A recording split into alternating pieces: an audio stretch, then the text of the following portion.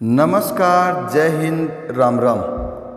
प्रिय विद्यार्थियों, पूर्व में हम कक्षा 10 की आपकी जो पाठ्य पुस्तक है सेमोसी भाग 2 उसके 2 पाठ पढ़ चुके हैं। आज मैं मेरे YouTube चैनल पर लेकर आया हूँ तीसरा पाठ। पाठ का नाम है व्यायामः सर्वदा पथ्यः। व्यायामः यानी व्यायाम करना, सर्वदा यानी हमेशा, पथ्य यानी हितकारी होता है। व्यायाम हमेशा हितकारी होता है, लाभदायक होता है।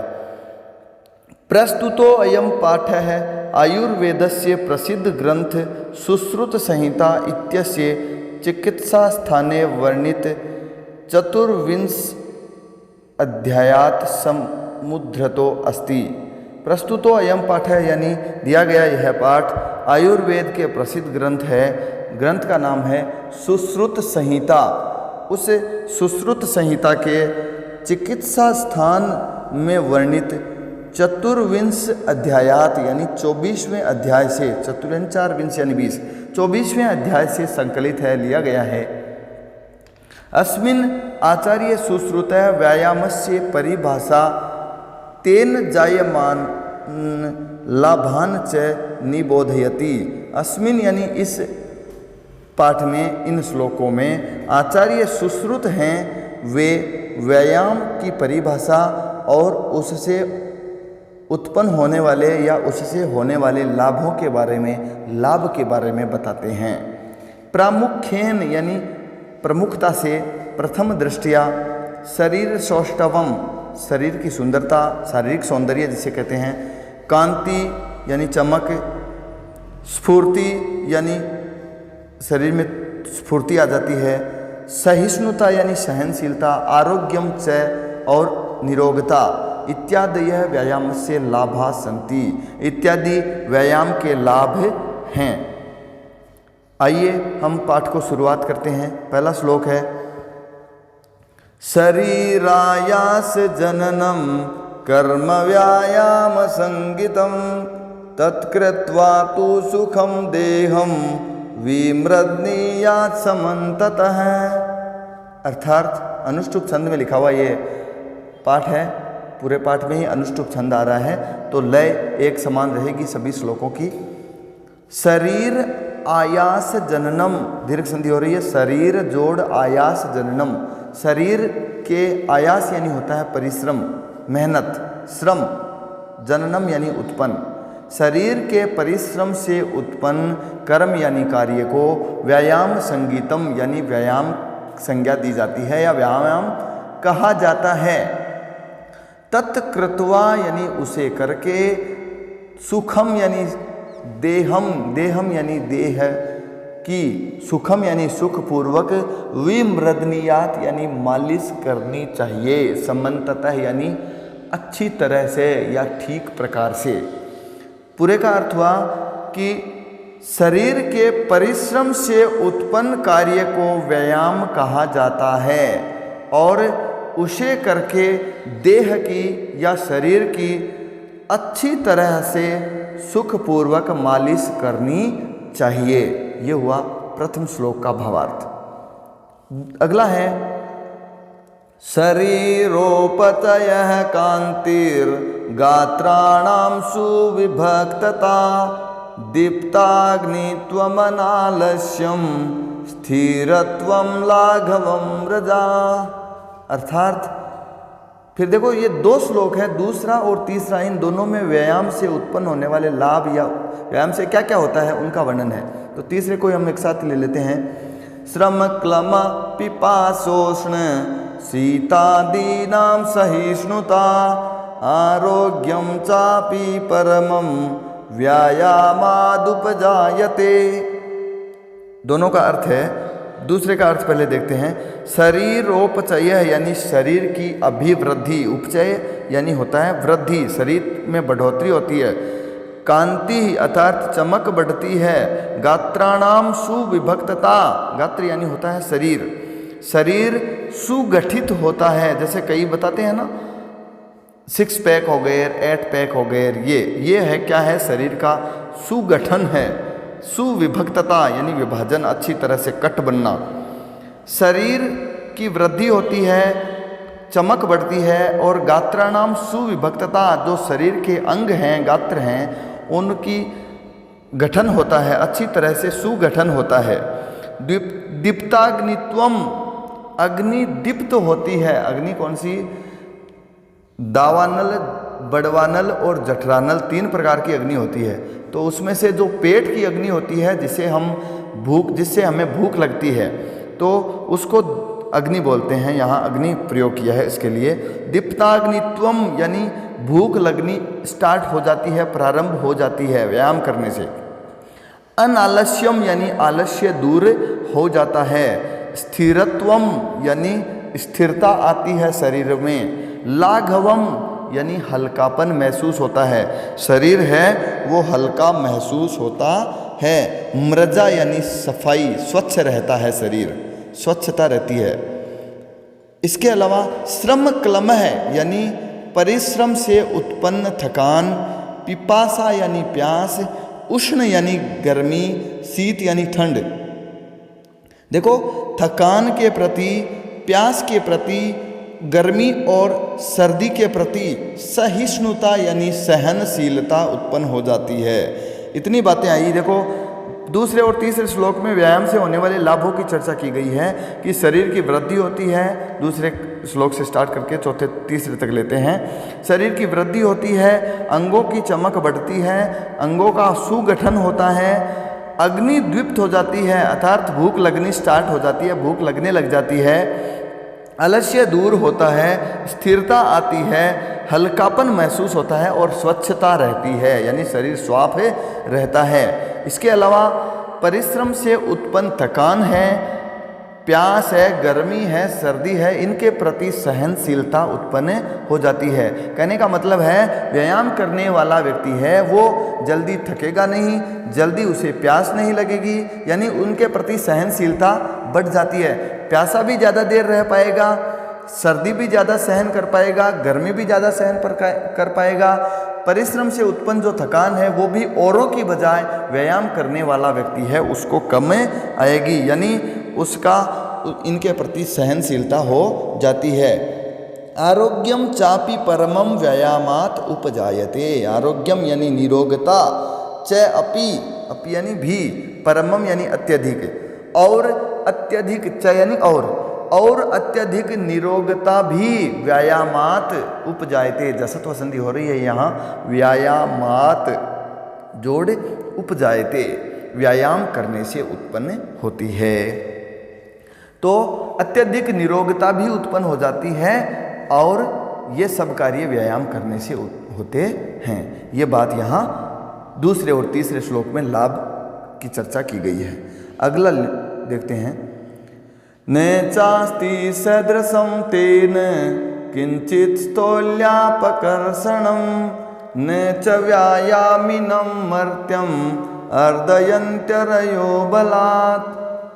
न चास्ति सदृशम तेन, तेन यानी उसके, सदृशम यानी समान, अर्थात व्यायाम के समान, उसके समान। न यानी नहीं, अस्ति यानी है, उसके समान, च जोड़ अस्ति, चास्ति नहीं है, उसके समान नहीं है, अर्थात व्यायाम के समान दूसरा कोई नहीं है। क्या? किंचित यानी कुछ भी, स्थौल्य अपकर्षणम, स्थूलता यानी मोटापा है उसको, अपकर्षणम यानी दूर करने वाला, मोटापे को दूर करने वाला व्यायाम के जैसा दूसरा कोई उपाय नहीं है। तेन सदृशम किंचित अपि स्थौल्य अपकर्षणम न अस्ति। उसके समान स्थूलता को दूर करने वाला दूसरा कोई भी नहीं है, अर्थात दूसरा कोई भी उपाय नहीं है।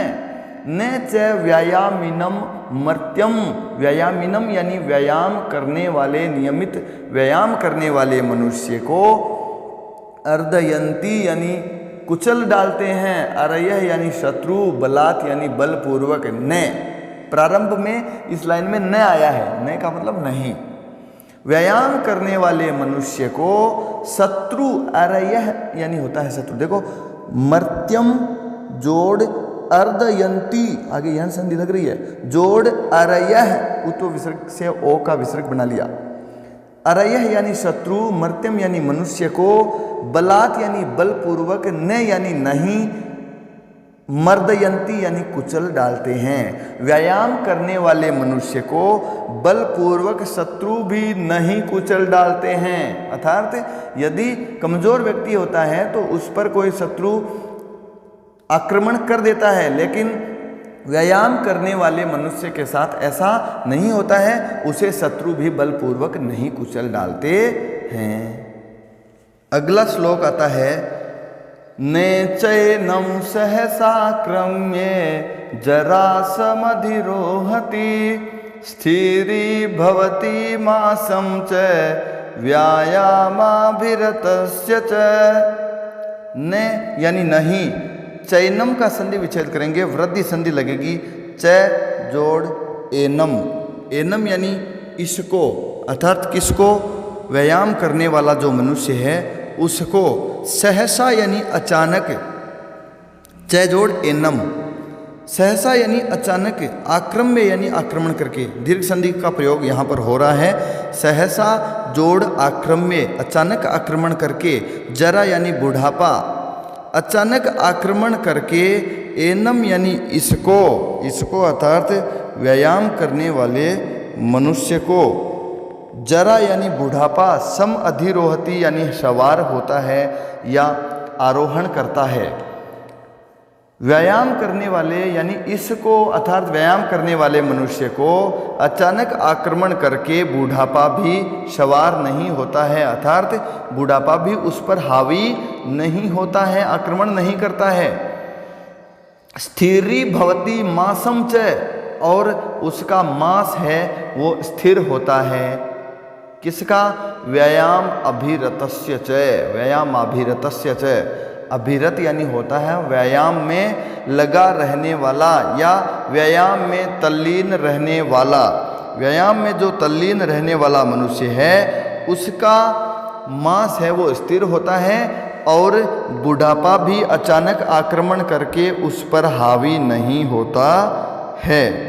अगला आता है व्यायामास्विन्न गात्रस्य पद्भ्यामुद्वर्तितस्य च व्याधयो नोपसर्पन्ति वैनतेयमिवोरगः वयोरूपगुणैर्हीनम् अपि कुर्यात् सुदर्शनम्।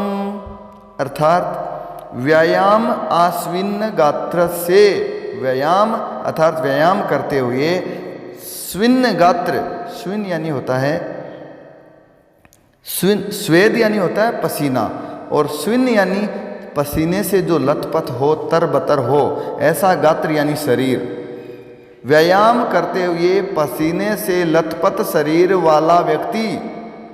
और दूसरा पदभ्याम उद्वर्तितस्य च, पदभ्याम यानी पैरों को ऊपर उठाकर जो व्यायाम करने में लगा हुआ है, व्यायाम कर रहा है, ऐसे व्यक्ति को च, अर्थात ये दो प्रकार के व्यक्ति बताए। उनके पास में व्याधयः यानी बीमारियां, व्याधयो ओ का विसर्ग बना लेंगे उत्व के नियम से, व्याधयः यानी बीमारियां, नोपसर्पन्ति, नोपसर्पन्ति का संधि विच्छेद करेंगे, न जोड़ उपसर्पन्ति, न यानी नहीं, उपसर्पन्ति यानी समीप आती हैं।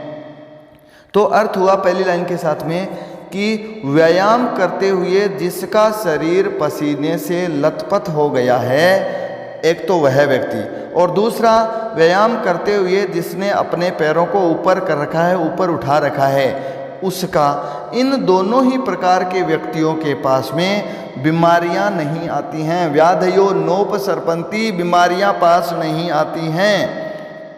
किस प्रकार? वैनतेयम इव उरगाः। देखो वैनतेय शब्द है गरुड़ के लिए प्रयुक्त हुआ है। विनता, गरुड़ की माता का नाम था विनता, तो विनता का पुत्र कौन? वैनतेय।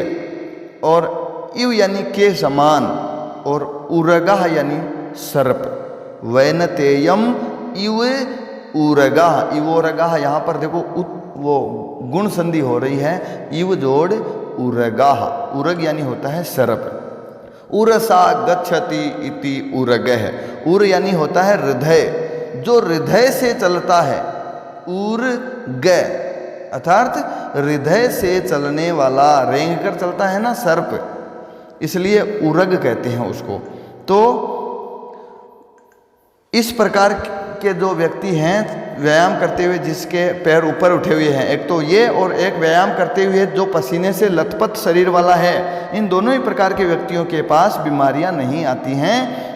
जिस प्रकार गरुड़ के पास सर्प नहीं आता है। अरे गरुड़ और सर्प है, उनके आपस में क्या होता है, वैर भाव होता है, इसलिए सर्प है वो कभी गरुड़ के पास नहीं जाता है, क्योंकि गरुड़ है वो सर्प को तिनके की भांति तोड़कर खा लेता है।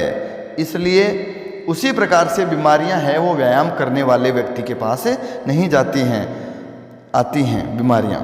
और क्या कह रहे हैं, वयो रूप गुणैर्हीनम अपि, वय यानी आयु, रूप गुण आदि से रहित होने पर भी कुर्यात यानी कर देता है, सुदर्शनम यानी सुंदर दिखने वाला। व्यायाम है वो आयु, रूप और गुणों से रहित मनुष्य को भी सुदर्शन बना देता है, सुंदर दिखने वाला बना देता है। अगला देखो, व्यायामं कुर्वतो नित्यं विरुद्धम अपि भोजनम विदग्धम अविदग्धम वा निर्दोषम परिपच्यते। व्यायामं कुर्वतो नित्यम, नित्यम यानी हमेशा, व्यायामम यानी व्यायाम, कुर्वतः यानी करने वाले मनुष्य का, विरुद्धम अपि भोजनम, सीधा सा अर्थ है इसका। तो विरुद्धम यानी विरुद्ध भोजन, यानी जो भोजन गरिष्ठ होता है, गरिष्ठ भोजन कह सकते हैं, विपरीत भोजन जो मनुष्य के लिए उचित नहीं होता है, पथ्य नहीं होता है, ऐसा भोजन भी विदग्धम यानी पचा हुआ, पका हुआ भोजन, और अविदग्धम यानी नहीं पका हुआ भोजन, वा यानी अथवा, ये सब प्रकार के भोजन निर्दोषम यानी बिना किसी परेशानी के, बिना किसी दोष के, परिपच्यते यानी पच जाता है। व्यायामम कुर्वतो नित्यम, हमेशा व्यायाम करते हुए व्यक्ति के विपरीत भोजन अर्थात गरिष्ठ भोजन, पचा हुआ या अधपका या बिल्कुल भी नहीं पका, ऐसा भोजन है वह भी निर्दोषम परिपच्यते, बिना किसी दोष के पच जाता है। अगला देखो, व्यायामो हि सदा पथ्यो बलीनां स्निग्ध भोजिनां स च शीते वसन्ते च तेषां पथ्यतमः स्मृतः। अर्थात व्यायाम यानी व्यायाम, उत्व विसर्ग से ओ का विसर्ग, व्यायाम यानी व्यायाम, ही यानी निश्चित ही, सदा यानी हमेशा, पथ्यो यानी हितकारी होता है। किनके लिए, बलीनाम स्निग्ध भोजिनाम, स्निग्ध भोजिनाम यानी चिकनाई युक्त भोजन करने वाले, और बलीनाम यानी बलवान लोगों के लिए। बलवान लोग और चिकनाई युक्त भोजन करने वाले लोग हैं, उनके लिए व्यायाम है वो निश्चित ही हितकारी होता है, पथ्य यानी हितकारी। व्यायाम चिकनाई युक्त, स्निग्ध यानी चिकना, चिकनाई युक्त भोजन करने वाले लोगों और बलवान लोगों के लिए व्यायाम हमेशा हितकारी होता है। स च शीते वसंते च, और वह शीते यानी ठंड में, वसंते यानी वसंत ऋतु में, सर्दी के मौसम में, और वसंत ऋतु के समय में भी उनके लिए, तेसाम यानी उनके लिए, पथ्यतमः स्मृतः है, पथ्यतमः यानी अत्यंत हितकारी कहा गया है। अगला देखो, सर्वेश्वरतु स्वहरः पुंभिरात्महितेषि भी बलस्यार्धेन कर्तव्यो व्यायामो हन्त्यतोऽन्यथा। अर्थात देखो यहाँ संधि विच्छेद हो रहा है, यण संधि काम आ रही है। सर्वेषु जोड़ ऋतुषु जोड़ अहः जोड़ अहः, आगे अंतिम दो ऋतु विसर्ग संधि है और उससे पहले यण संधि का प्रयोग।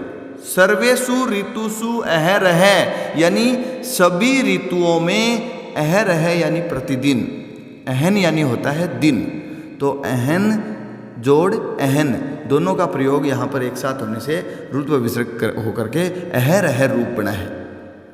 सभी ऋतुओं में प्रतिदिन पुंभी यानी पुरुषों के द्वारा आत्महितैषी भी यानी स्वयं का कल्याण चाहने वाले, आत्म यानी स्वयं का, हितैषी यानी कल्याण चाहने वालों के द्वारा, तृतीय विभक्ति है पुंभी और हितैषी भी दोनों में। सभी ऋतुओं में स्वयं का कल्याण चाहने वाले पुरुषों के द्वारा बलस्यार्धेन, बलस्यार्धेन यानी बलार्ध पर्यंत, देखो बलस्य जोड़ अर्धेन, अर्धेन यानी आधे, बलस्य यानी बल से, आधे बल से कर्तव्यो यानी करना चाहिए, कृ धातु के साथ तव्यत प्रत्यय का प्रयोग हो रहा है चाहिए अर्थ में। बलस्यार्धेन कर्तव्य यानी आधे बल तक करना चाहिए, व्यायामो यानी व्यायाम। सभी ऋतुओं में स्वयं का कल्याण चाहने वाले पुरुष को प्रतिदिन अपने आधे बल का व्यायाम करना चाहिए।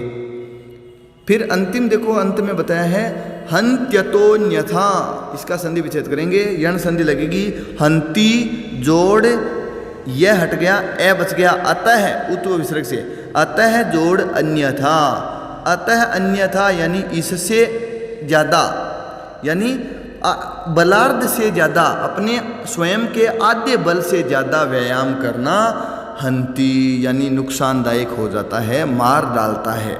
अर्थात मार डालने का मतलब है कि वह हानिकारक होता है। कि सभी ऋतुओं में प्रतिदिन स्वयं का कल्याण चाहने वाले पुरुष को अपने आधे बल पर्यंत व्यायाम करना चाहिए, और इससे अधिक व्यायाम है वो हंती यानी मार डालता है, नुकसानदायक है, हानिकारक है। अब 10वें श्लोक में बताया है बलार्ध कितना होता है। कोई कहते हैं कि बलार्ध का क्या पता लगे भाई, किसका बलार्ध कितना है, तो 10वें श्लोक में ये बात बताई है कि हृदय स्थान स्थितो वायुर यदा वक्त्रम प्रपद्यते व्यायामं कुर्वतो जंतो तद्बलार्धस्य लक्षणम। अर्थात हृदय स्थान स्थितो वायु, हृदय स्थान में स्थित वायु, यदा यानी जब, वायुर यदा का संधि विच्छेद करेंगे, ऋत्व विसर्ग संधि होगी, वायु जोड़ यदा, जब, यदा यानी जब, वायु यानी हवा, वक्त्रम यानी मुंह को, प्रपद्यते यानी प्राप्त हो जाती है, प्राप्त कर लेती है। हृदय स्थान में स्थित वायु जब मुंह को प्राप्त कर लेती है, व्यायामम कुर्वतो जंतो, व्यायामम यानी व्यायाम, कुर्वतः यानी करने वाले, जंतो यानी मनुष्य, जन धातु से जंतः जंतो बनाया है यहाँ, है ना, तो मनुष्य के बारे में है यह, जंतु यानी वो जीव जंतु वाली बात है, यहाँ नहीं है।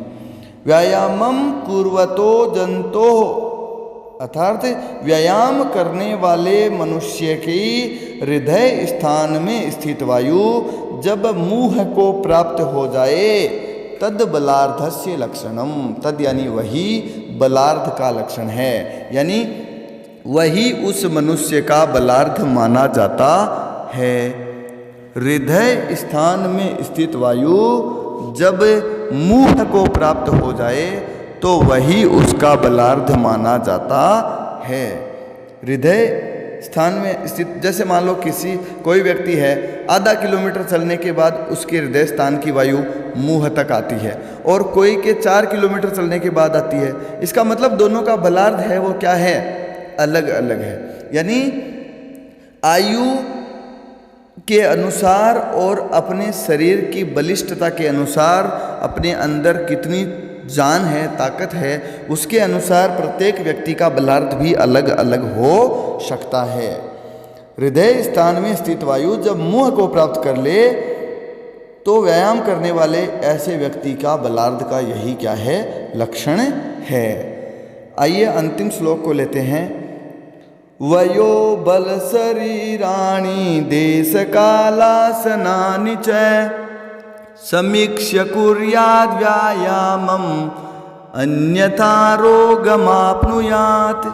वयः यानी आयु, उत्व विसर्ग से वयः जोड़ बल शरीराणि, वयः यानी आयु, बल यानी ताकत, शरीराणि यानी शरीर, आयु ताकत और शरीर, देश यानी स्थान, काल यानी समय और असन यानी होता है भोजन। तो असनानि यानी भोजन, च यानी और, इन सभी के बारे में बताया है।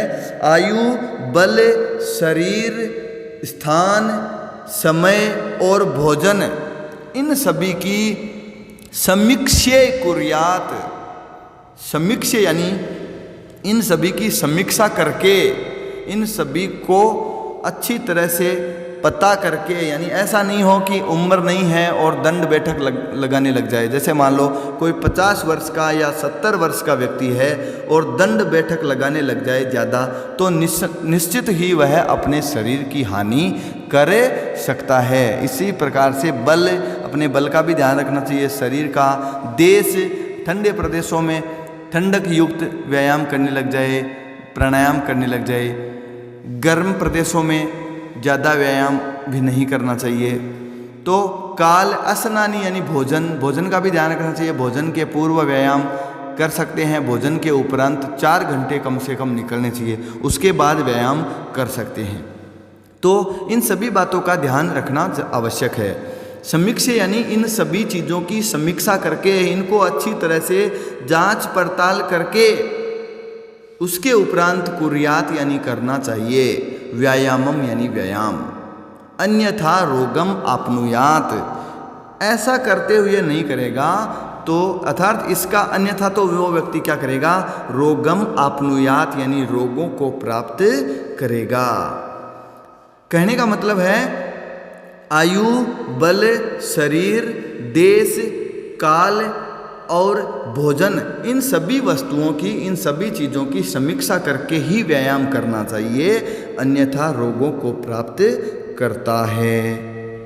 तो प्यारे विद्यार्थियों, मैं आशा करता हूँ आपको मेरे द्वारा बनाए गए वीडियो और पढ़ाया गया पाठ समझ में आ रहा होगा, अच्छे लग रहे होंगे। यदि अच्छे लग रहे हैं तो आप वीडियो को लाइक करें, शेयर करें और चैनल को सब्सक्राइब करें। आगे भी आपको इसी प्रकार से आगे के पाठों के वीडियो प्राप्त होते रहेंगे। तब तक के लिए जय हिंद, जय भारत।